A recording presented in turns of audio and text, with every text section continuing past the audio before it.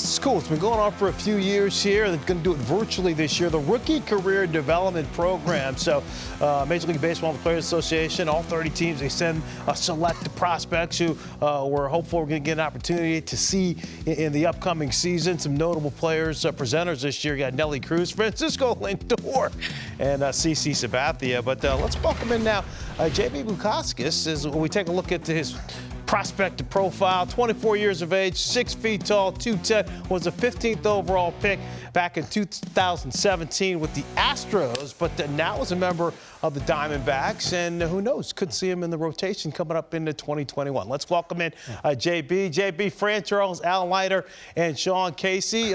Congratulations on your early success and hopefully your breakthrough here in the majors. So what are you hoping to learn this week here at this rookie event?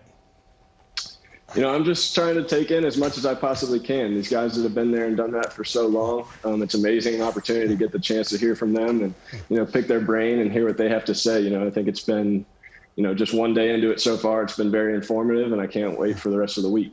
JB, hey man, it's Sean Casey. You know, this is obviously an understatement of the year, a crazy year for baseball and all of us. But you were at the alternate site for the 60-man camp. What was that experience like for you, being a young prospect coming up? And who are some of the guys that you picked their brains trying to learn some stuff from?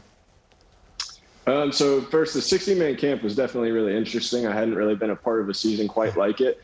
You know, I think we all kind of took the opportunity to try and just make the best of it and try and get better in any way possible. As far as guys that I was able to get to pick their brain, there are a ton of older guys in our locker room at the 60-man camp.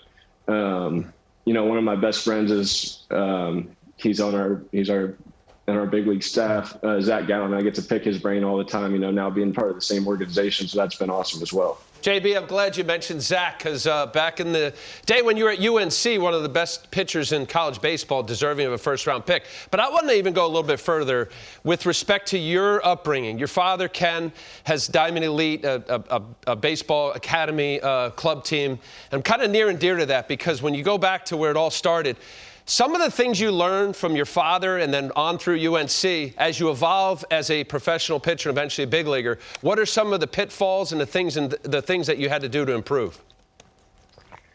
Man, there's so many things that it took to, you know, get to this position. My dad always instilled hard work in me, made sure that I always knew that nothing was ever given to you. You needed to work for everything. So I definitely think that was probably the biggest thing. If I could say there's one specific thing, was that he always made sure that I knew the value in working hard and kind of taking that approach into everything I do in my life, but especially on the baseball field.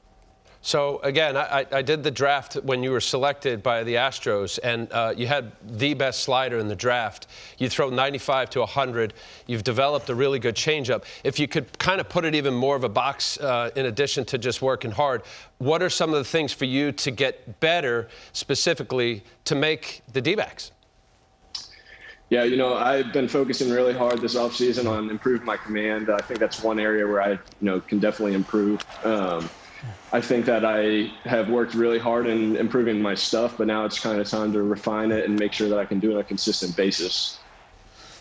And so this has to make you feel pretty good, JB, because correct me if I have the story wrong or not, but so you kind of told major league teams you were coming out of high school, you were definitely going to UNC because you wanted to go there, obviously a great program, but the Diamondbacks drafted you anyway, and then here you end up, you're back with the Diamondbacks. So at least you have to feel pretty good. They really wanted you because, I mean, they tried to grab you coming out of high school, and now they've made a trade for you, and now you got an opportunity potentially to crack the big leagues with Arizona and that franchise.